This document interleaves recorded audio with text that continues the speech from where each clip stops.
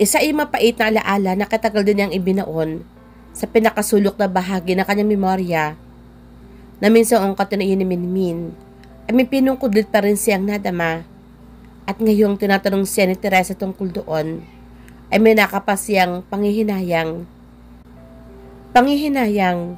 ng unang lalaking pinagukulan niya ng wagas sa pagmamahal ay hindi siya na ipaglaban. Gayon kung siya sa posisyon nito ay walang pag-aatubili niyang tatalikuran ang lahat, makasama lamang ito. Oh, ba't di ka nakasagot? Huwag mong sabihin na hinihintay mo pa rin ang lalaking iyon. Wala siyang bayag, ate. Ang bibig mo, marinig kan inang. Totoo naman, no. Ewan ko ba kung ano ang nagustuhan mo ron? Mukha namang ampaw. Natawa siya sa sinabi nito. Kung ako sa'yo, aakitin ko na lamang iyong look-alike ni Yunbin. Type kong magkaroon ng mga pamangking singkit. Baka nakakalimutan mong maestra ang kapatid mo. Maghunos dili ka nga, Maria Teresa. Isa pa, para namang may pagmamalaki akong alindog kung makapag-suggestion kang mang-akit ako. Bakit? Ang sabi ng mga kaibigan ko, kamukha natin ang Gonzaga sisters. Binubola ka lang ng mga iyon. Pero kung sisipating maigi, ate, pinaghalong to ni Gonzaga at hajiwa ng beauty mo. Ba, sa ganda pa lamang ng buhok mo. Walang panama ang mga Manilenya. Sa himig ng pananalita mo, para may gusto ka na namang iungot sa akin, ano? Ano ba yon? Tinaasan niya ito ng isang kilay. Sobra ka. 10% increase lang naman ang allowance eh. Hehe. Ginisihan pa siya nito. Sinasabi ko na nga ba? Sa budget secretary ka umapila. Ang kanilang nanay ang tinutukoy niya.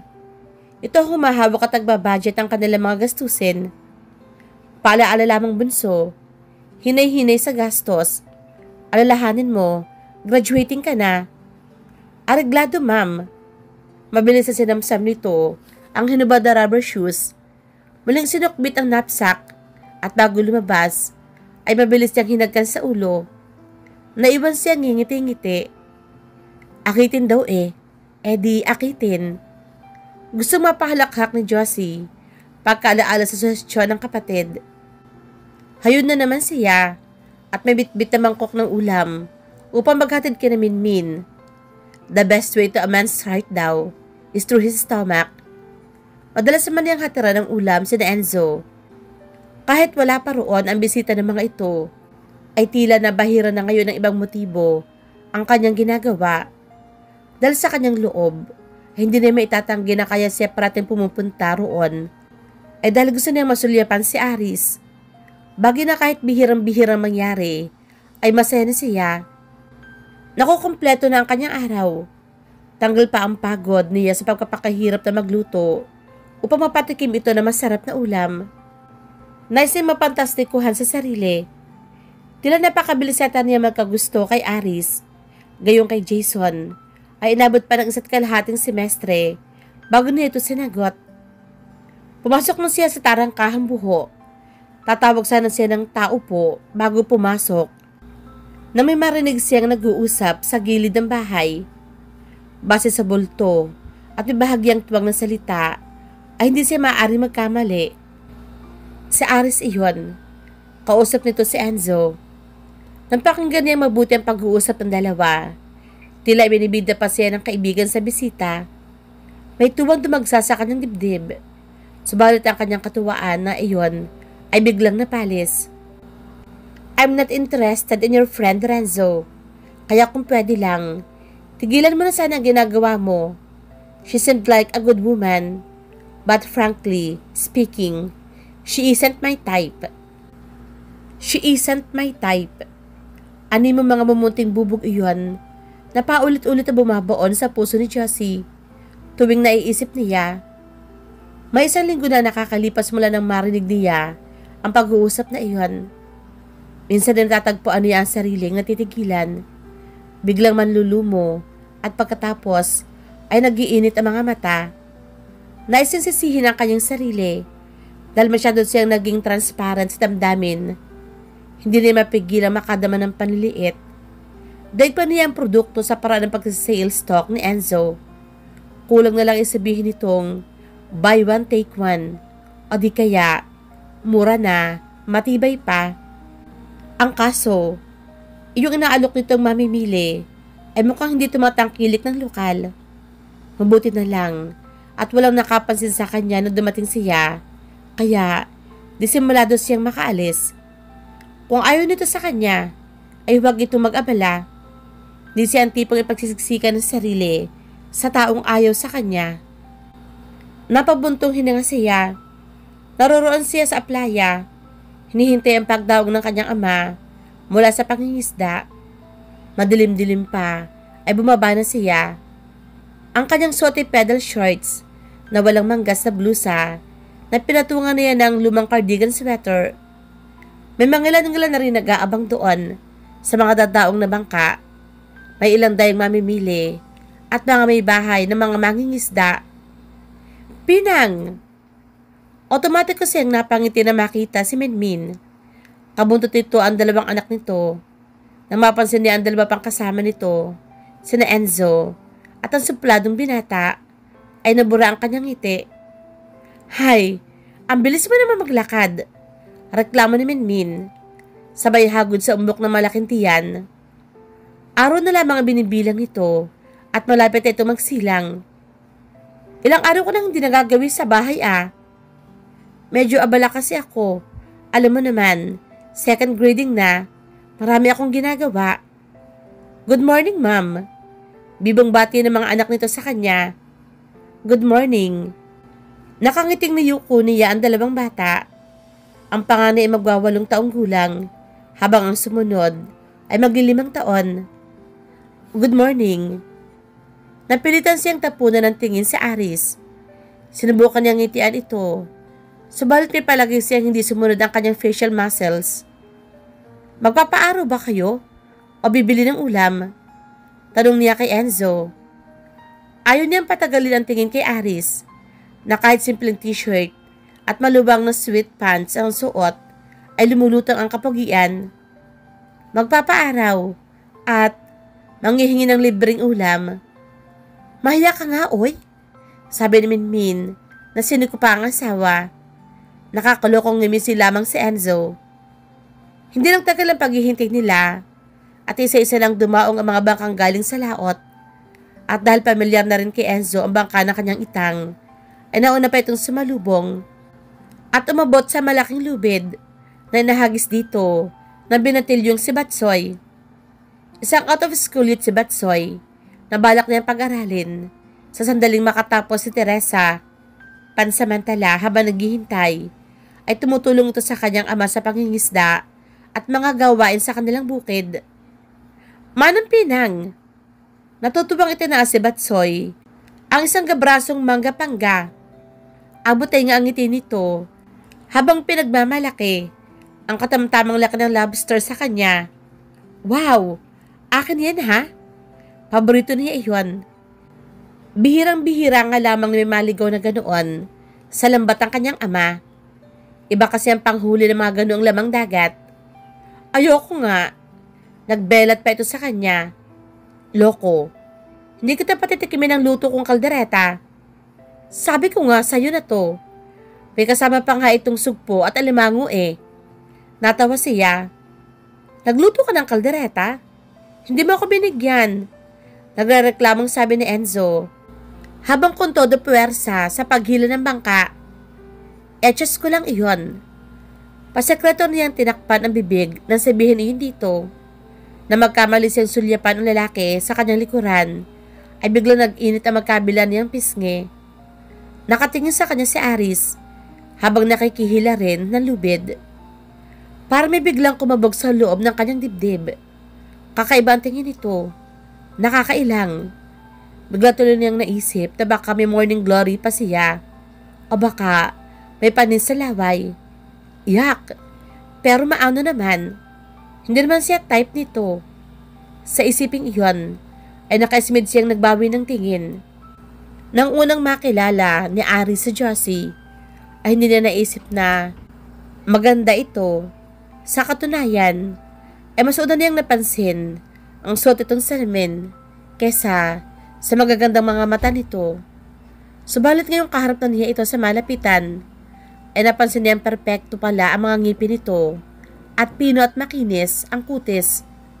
Katamtaman ng tangos ang ilong nito at kahit medyo pangahan ay hindi pangit tingnan sapagkat maganda at makinis ang cheekbones nito. Nadagling nagkulay rosa sa mahulisan nitong matamang nakatingin dito. Her beauty probably radiated from within. Kapag tumatawa ito o kapag nakikipagbiruan, ay kitang-kita ang pagliliwanag ng mukha nito. She was playful and charming. Hindi gaya ng mga babaeng nakakasalamuhan niya na pati ang pagtawa at pagngiti ay tila may aral na finesse. Ayos, sarap itong asiman ng kalamansi. Nakiusyoso na rin siya sa dumaong na bangka. Pahapyaw siyang pinakilala ni Renzo sa ama ni Josie.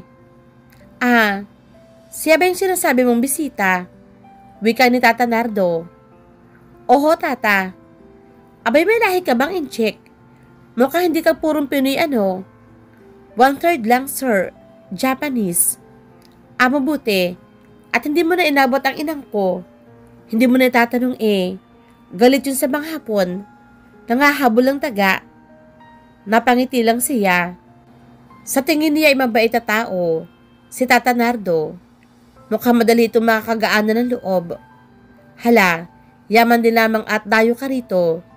Sa'yo na itong mangga-pangga. Isama mo na rin itong ilang piraso ng alimango at sugpo. Biglang natahimik ang mga kasama niya. Nang maunawaan niya ang nangyayari, ay mabilis niyang tinanggihan ang naalok na matandang lalaki. Huwag na po.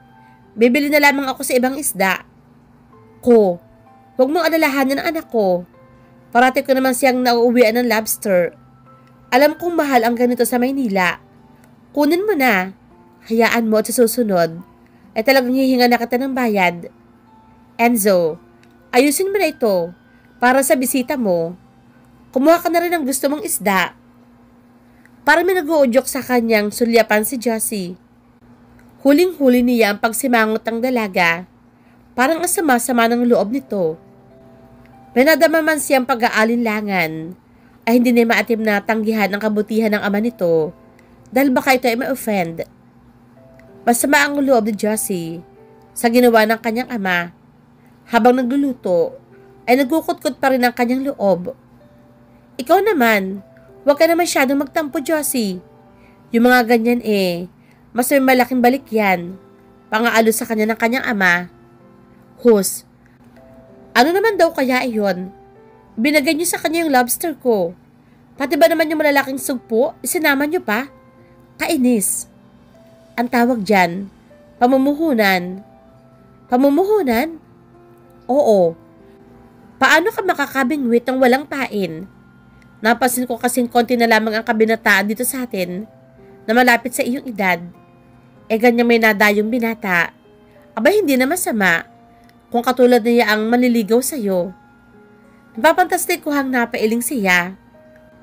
Kung noong una ay naakit siya sa pambubuyo ni Teresa, ngayon ay hindi na.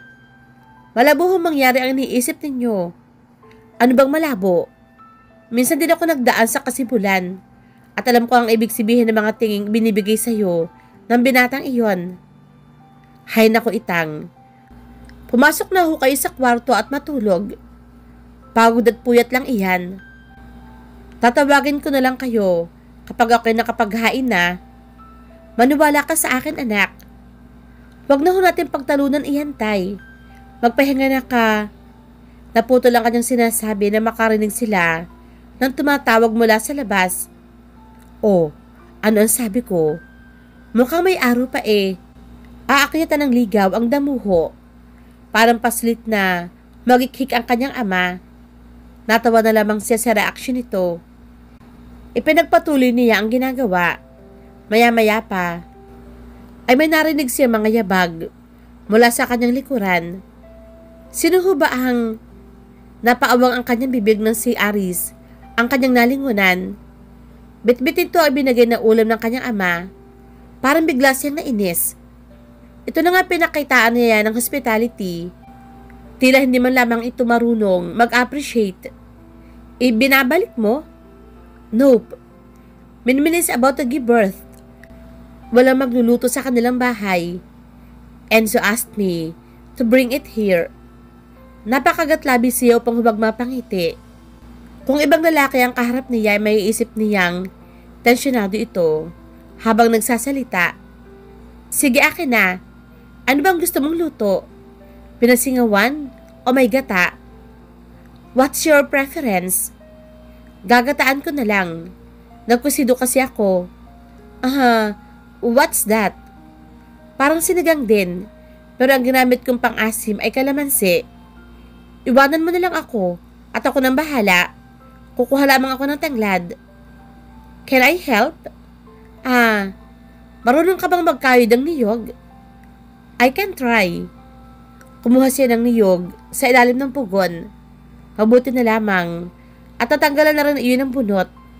Biniyak niya iyon at saka kinuha ang aluminium palangganita at inilapag sa baba. Hinila niya sa tapat niyon ang kudkuran. Ganito.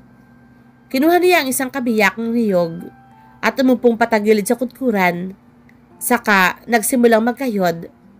Kung wala ito, ay mas kumbiyenteng pabukaka ang kanyang upuroon. Mas may puwersang magkayod. Nakuha mo? Yes, ma'am. Tinignan muna niya kung paano ang gagawin nito. Nang makita niya ginaya nito ang paraan niya ng pag-upo, ay muntik na siyang mapahagalpak ng tawa. I think it will be better if you sit on top of it. Bihirang-bihira siya mag-Ingles, subalit ginawa niya iyon sa pagkakataong iyon upang mas maunawaan nito ang ibig niyang sabihin. I thought so, too. I was wondering, though, why you weren't doing it that way. Wika nito na may pilyong ngiti. Inismera niya ito. Pagbutihin mo. Opo, ma'am. Paglabas niya, saglit siyang nalito kung ano ang kanyang kukunin. Pinang. Napapitlag pa siya nang bigla siyang tawagin ng kanyang ina. Oho? Mukhang nakakuha ka ng bagong magkakayod. Natawa siya. Ipanguha mo na malunggay si Minmin. Ikako'y may ipanggata ng malunggay at buko para mabilis na magkagatas. Oo nga pala. Sinuha nag-iintindi sa kanya. Naroon na si Kumaring Ana, may kasamang kumadrana. Ang nanay ni Minmin ang tinukoy ng kanyang ina. Lilipat ho ko mamayang pagkatapos ko magluto. Kahit huwag na muna. Ibinilin sa akin ni Enzo na ikaw na rin muna ang bahala sa kanilang bisita at baka hindi na maasikaso. Bukas mo na dalawin si Minmin. Nanunulis ang nguso. Inaabot niya sa kanyang ina ang pinanguhang malunggay. Kailan pa niya naging obligasyon? Estimahin ang bisita ng iba. Umalis na ang kanyang ina. Siya naman ay pumasok ulit sa loob ng kusina. Dala ang tanglad. Tinignan niya ang niyog na kinakayod ni Aris. Napamulagad siya na makita kung gaano kalalaki ang pagkakakayod nito ng niyog. Ano to? Lampin? What? Ang lalapad. Hindi naman tayo magluluto ng bukayo. Napapalatak siya. Ako na nga lang ang tatapos. Napalunok si Aris. Wala siyang nagawa, kundi panoorin ang ginagawang pagpupuso ni Josie sa mahaba nitong buhok. Inayos ito ang laylayan ng suot na bestida bago mo pong pabukaka sa kudkuran. Naipilig niya ang kanyang ulo sa mainit na eksena ang biglang naglaro sa kanyang imahinasyon. Ganoon na ba siya kauhaw sa babae na maging ang simpleng pagkakayod ng niyog ay may maiisip siyang kakatuwang bagay. Ni minsan ay hindi na naisip ang leeg ng isang babae. Subalit habang pinagmamasdan niya ang leeg nito na nangingislap sa pawis, ay parang biglang nanuyo ang kanyang lalamunan. Parang kay sarap hagurin ng mga pinong balahibo nito roon. Mahina siyang napamura, sabay talikod.